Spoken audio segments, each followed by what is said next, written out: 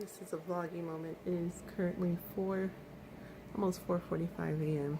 and I've been awake since 2:30. And the reason why I was awake was because last night I noticed that my left breast was really, really engorged, and I kept trying to feed that side to Tsomi, but it wouldn't, milk wouldn't come out. Like, she would nurse on it, but I think she was just doing it for the sake of nursing. But I've been awake since 2:30 because I woke up and it was so painful. It was really hard, like on the side, and I think it was like a clog area because it was like hard right here but soft like on the inner part, and no milk was coming out no matter how much I tried to pump.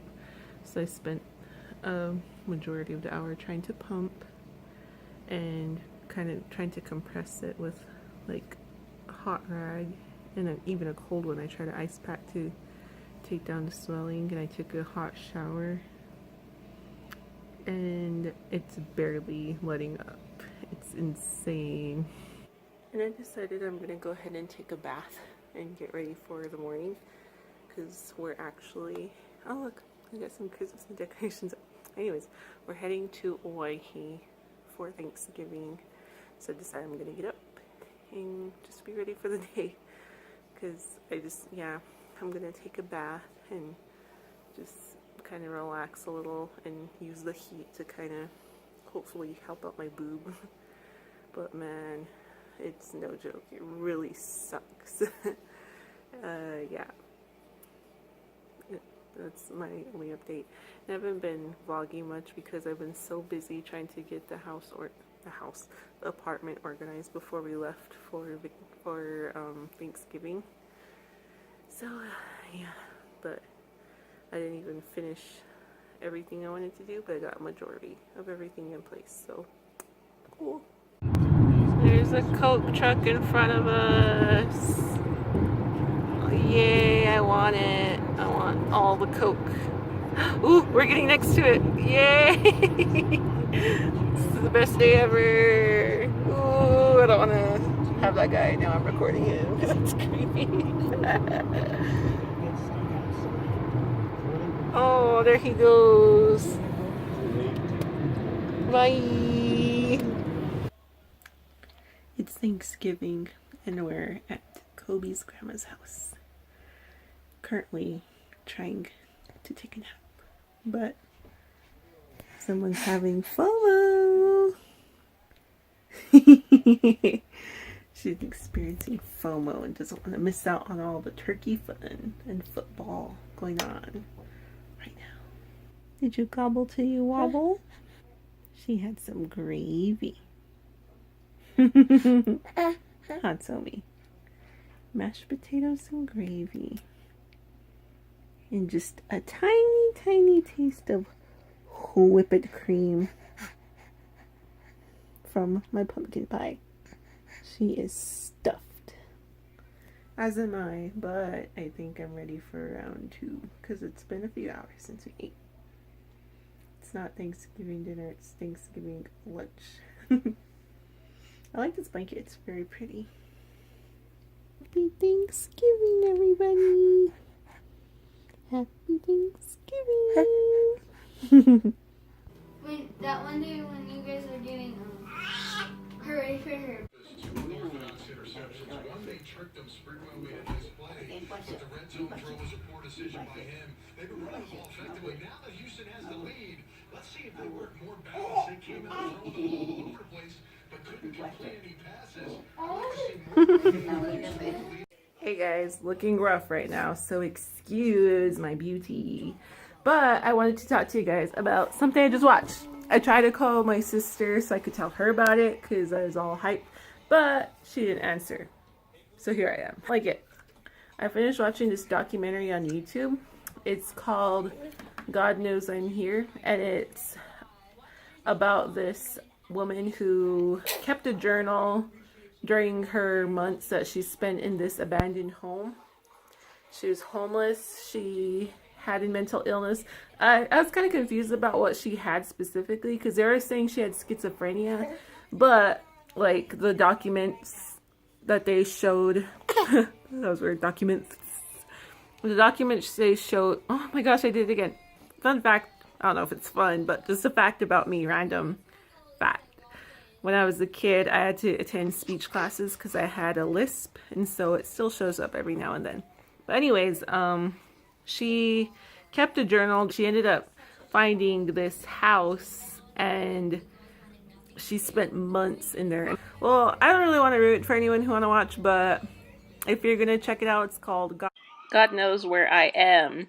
And you could go watch it and then skip watching the rest of this, because I'll fast forward it and let you know when you can skip this part. But those for those of you that want to know more about it and are okay with spoilers, here you go. But anyway, she ended up staying in this house, and she kept like a journal that talked about like her thoughts and, you know, what she was doing while she was in there. And then throughout the story, it kind of like had interviews with her close family, people that came across her body or who interacted with her inside the hospital, and different arrests and whatnot throughout her life. And it was, what I liked about it was at the very beginning, like all the journal entries they included didn't show really many signs of her mental illness. Like she talked completely normal.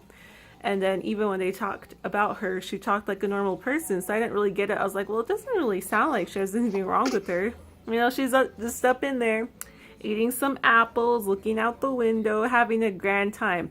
And I actually could relate to her on some levels, because, you know, in her journal entry, she's like, oh, I'm here and I had the best time and I had the best sleep because it's so quiet. I don't have to deal with people. And I was like, girl, yeah, I like me some time of not dealing with people too.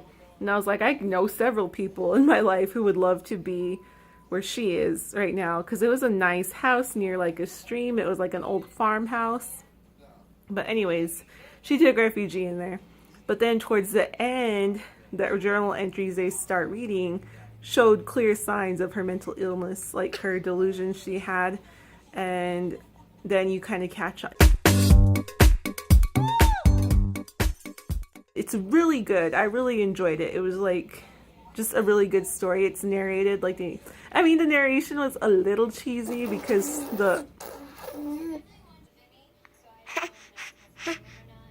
so we watched it too. But anyways, the narration was a little cheesy because like the lady would like get real into it and like would whisper and whatnot. But the cinematography was dope. Like, yeah, it was really cool.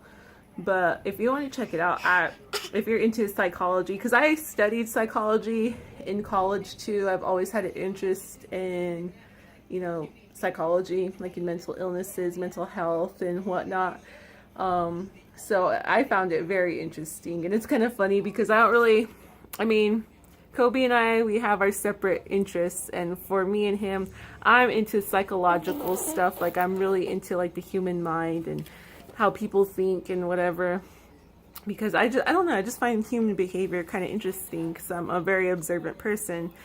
And like, so I'm into like crime shows, like when they talk about like people's motivation into doing things and stuff like that. I mean, you would probably try to tell me I should go into forensic psychology and like try to figure out like doing investigations and stuff like that. That'd be fun and dope, but at the same time, I'm very squeamish and I'm very emotional, and I would just like, I don't think I could handle that stuff. I mean, I like watching it and whatever and discussing it, but if I were to be directly involved, I don't know if I could separate myself from that emotional place, you know what I'm saying? But anyways, I'll probably tell him about it later because he's at work and he'll probably be like, oh, why are you watching that? That sounds real crazy. Because that's what he says when I tell him about the things I watch and whatever. But I just need to tell somebody. And if you guys want to check it out, I would check it out. And let me know what you guys think of it if you do happen to watch it. It's on Netflix. But I'm all hyped because I just watched it and I thought it was really good. But anyways, that's it. Let me know your thoughts on it because we could talk about it. I want to talk to somebody about it. Think of the documentary, Tomi. What you think? Yeah, girl, I agree. That's what you thought about it. She actually napped through a majority of it, so. Oh, okay. Just a quick update. We did end up going to Oahe for Thanksgiving, and I was planning on vlogging it, but then I vlogged some of it, but I just kind of enjoyed our time being with family and just being in the moment, so I didn't use my phone as much. And plus I was tending to Tsomi, trying to comfort her because it was a different environment for her, so she was a little uncomfortable, so I was trying to ensure that she was okay. So I didn't really vlog too much about it. Sorry about that. I'm trying to get better at that too. Like, I'm not good at pulling out my phone. I'm more of a live in the moment kind of person, which I suppose isn't a bad thing, since the thing we're dealing with in society nowadays is people not being present when we have our technology always distracting us. However, if you're trying to be a vlogger, you know, it helps to have that kind of mentality to pull out your phone, because there was a totally cute moment when Kobe's grandma was really playing with Tsomi, and Tsomi was cracking up and she just loved her. But at the time I didn't pull out my phone, so I missed that opportunity to catch it on video. But you know, it stays up here only in my memory, like that little old lady says on Titanic. But yeah, tell me what you think of Hawaii. What you think? Oh. We have our Christmas decorations up, kind of. I put up our tree. I put it up before we left. I put up our stockings and stuff hung above our chimneys without care. Is that how you say it? But I didn't decorate our tree yet. I have to decorate it at some point so we could take Christmas pictures. Huh, Mimi? Yeah, that's our life right